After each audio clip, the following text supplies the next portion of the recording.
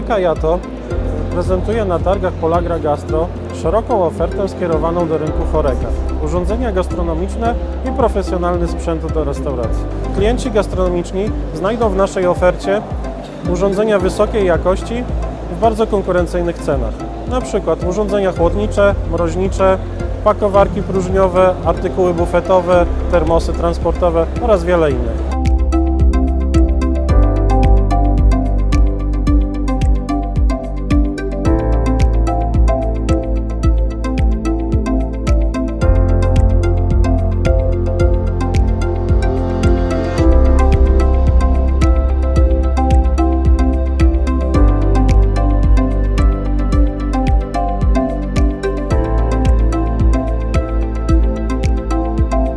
Cieszymy się, że patelnie YATO zdobyły w tym roku złoty medal na targach Polagra Gastro. To szczególna nagroda przyznawana przez profesjonalistów innowacyjnym produktom najwyższej jakości. Patelnię YATO wyróżnia trójwarstwowa powłoka Teflon Platinum Plus, która jest bardzo odporna na zarysowanie i ścieranie.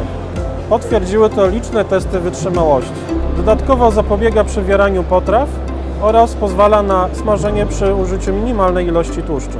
Korpus patelni wykonany jest z aluminium, co gwarantuje szybkie i równomierne rozprowadzenie temperatury nawet do 250 stopni Celsjusza.